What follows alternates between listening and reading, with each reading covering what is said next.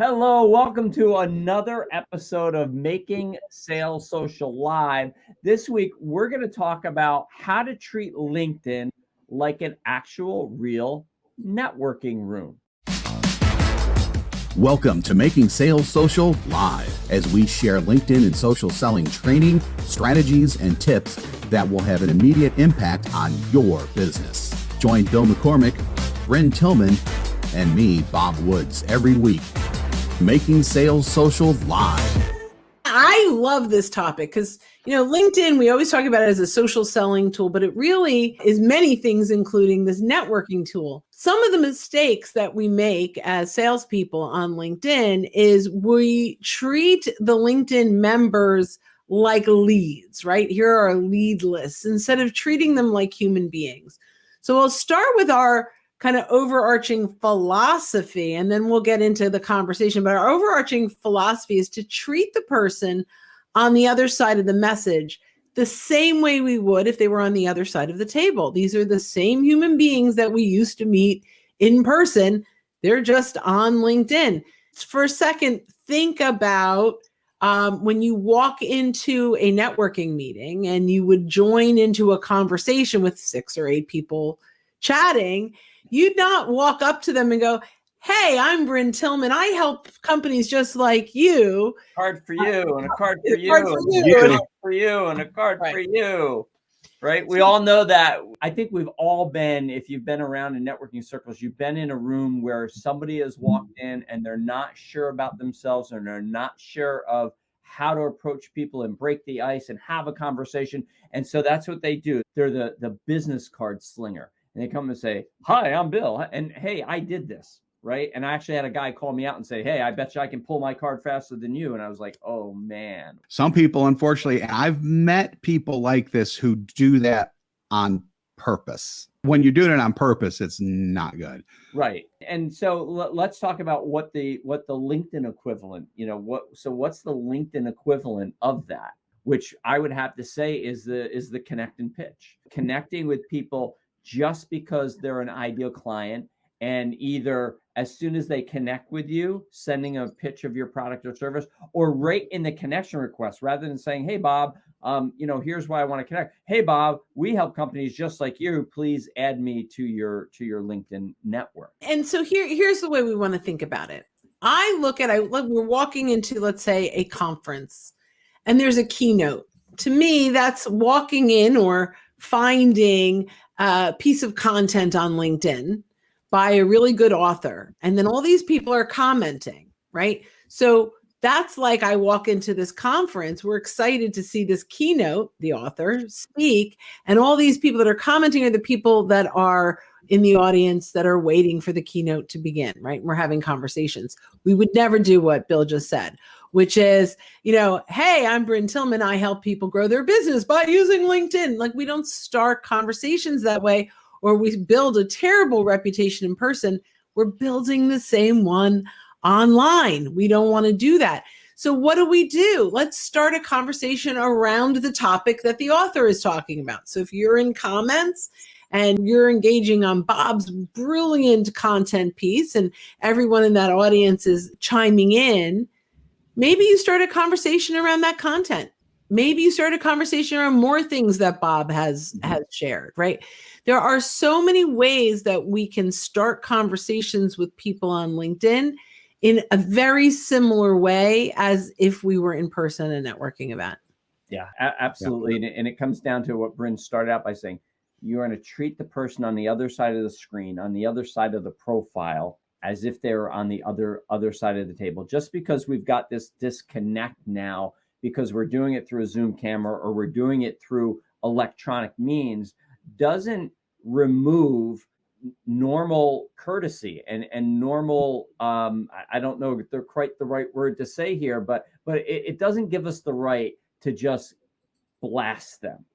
And so many people are doing that. And I think it's because they just don't know any better. Don't know. Yeah. So we want to talk about some things that we can do. And there's one other perspective I want to talk about. We've been talking about networking on LinkedIn like in person for over a decade now, Mhm. for truly using it that way. There are some other folks in the industry that talk about it a little bit differently, and inspired by Michaela Alexis is when we had her on a master class, she talked about, and I love this and I use it all the time, the difference between you networking as a person and networking as a company page. So as a person, it's like you walked into that conference, you're starting one-on-one conversations, and you're shaking hands and building relationships as a human to human.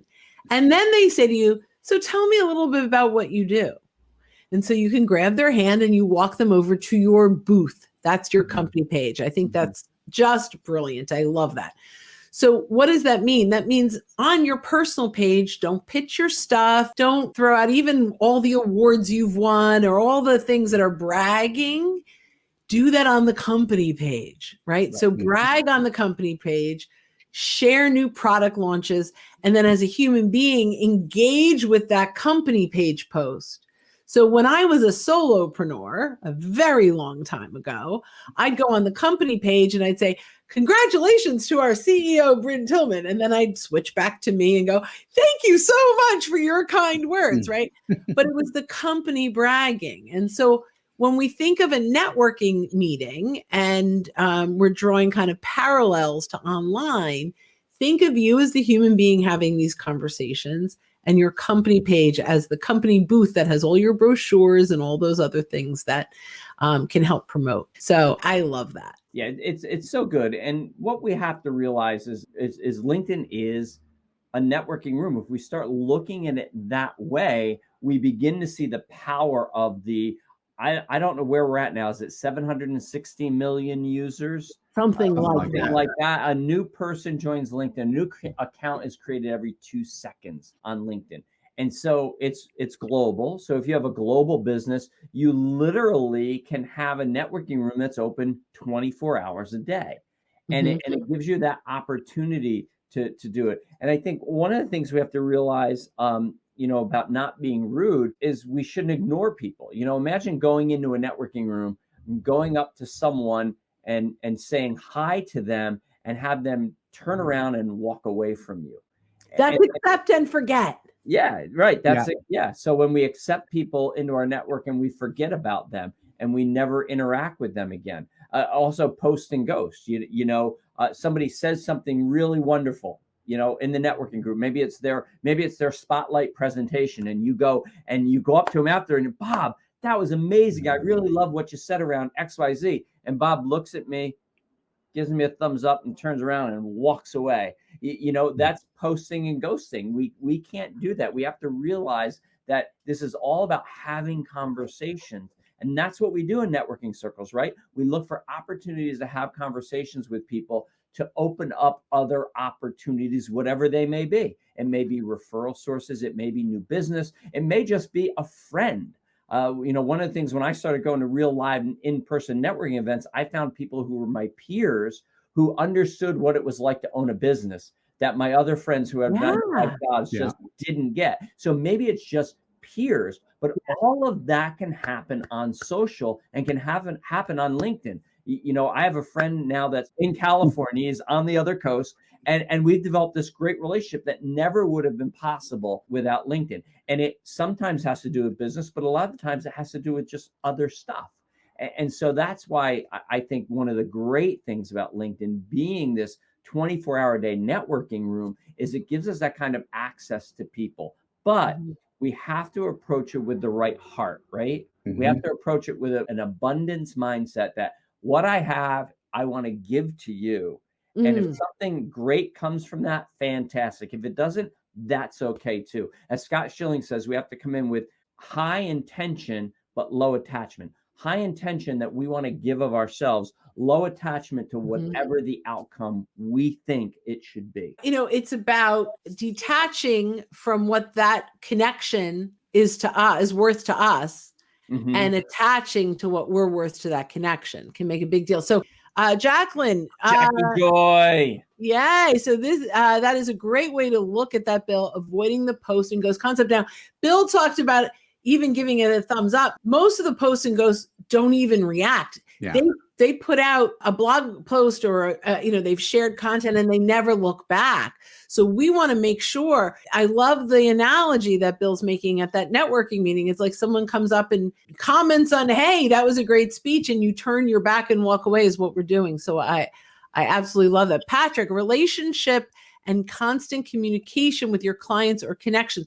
So that is definitely something that LinkedIn helps us do at scale. I 100% agree. Mm-hmm. And, when we're talking about content, which we're talking about relationships and networking, but when we talk about content, there are 3 really kind of different ways to distribute content. So it's one to masses, right? So that's when we share it to our network, or we have an email blast that's like one to masses.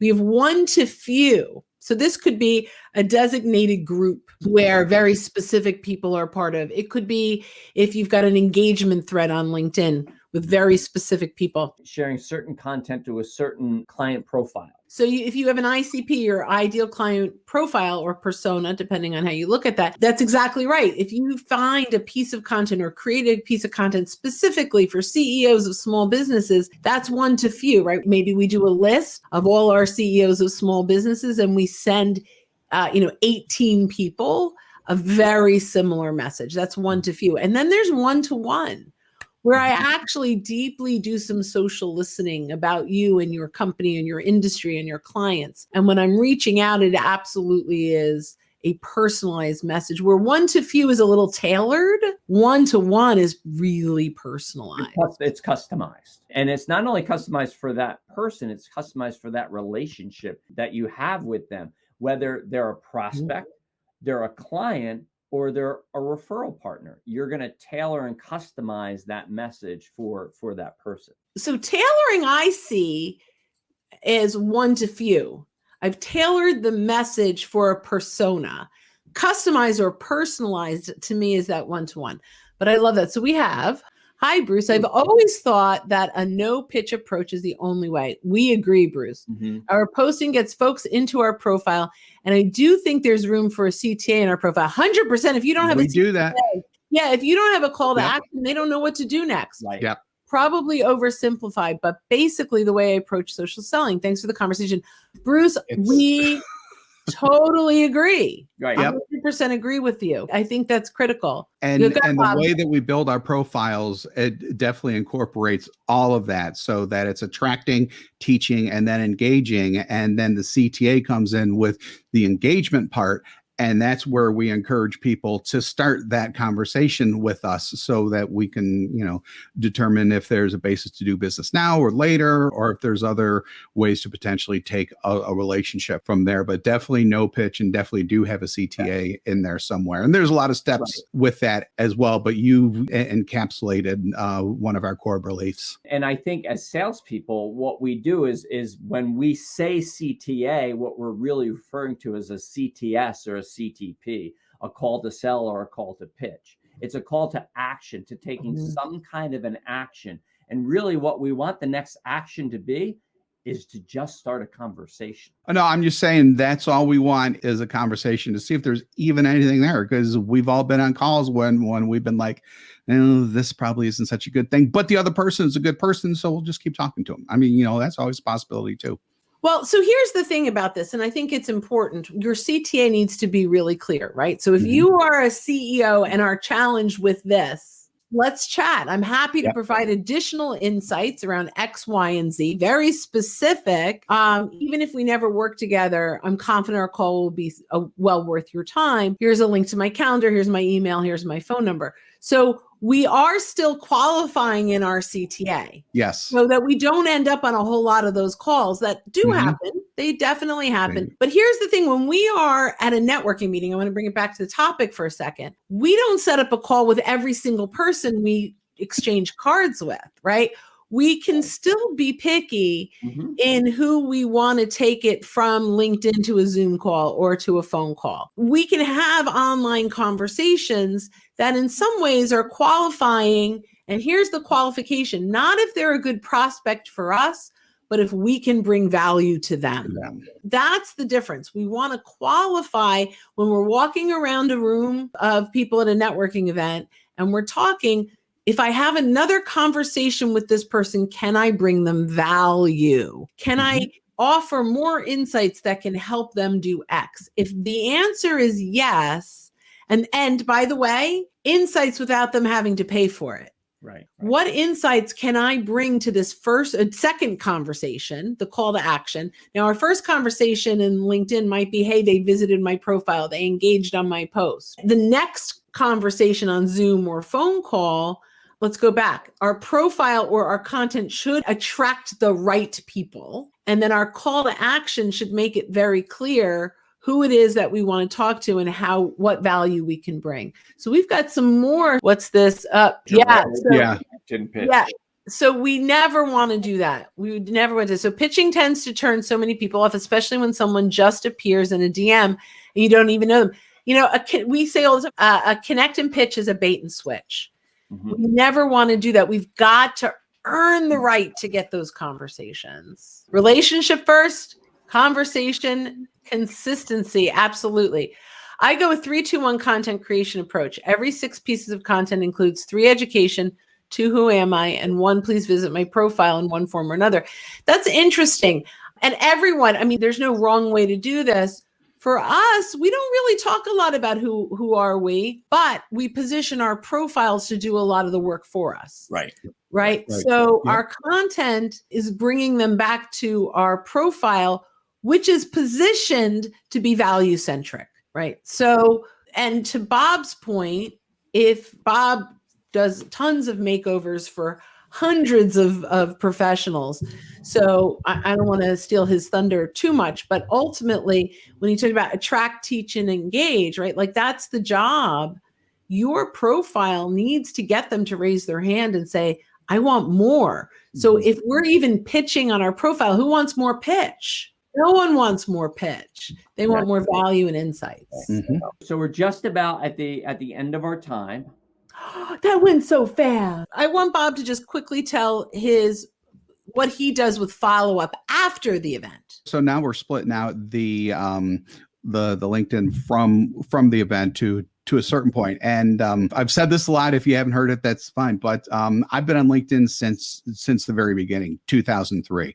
One of the first things that I started using it for was to keep in touch with people after I met them at events. And I found immediately that it was a lot easier to do it via LinkedIn rather than just trying to reach out to someone constantly and do that type of thing. Putting it in the social realm actually made it easier to keep up with other people. And this is way before anything that we teach now. But just even in that little bit of space, I was able to foster connections, to foster relationships, just to keep up with people and even introduce people to other people back then, which is something else that we teach. I was doing this like way back in 2005, basically. Always keep that in mind too, that LinkedIn can be used as a tool just to keep up with people with whom you meet too. And I even had like an ABC strategy, if someone was like someone who I really thought could benefit, they would be in group A, and I had a specific cadence.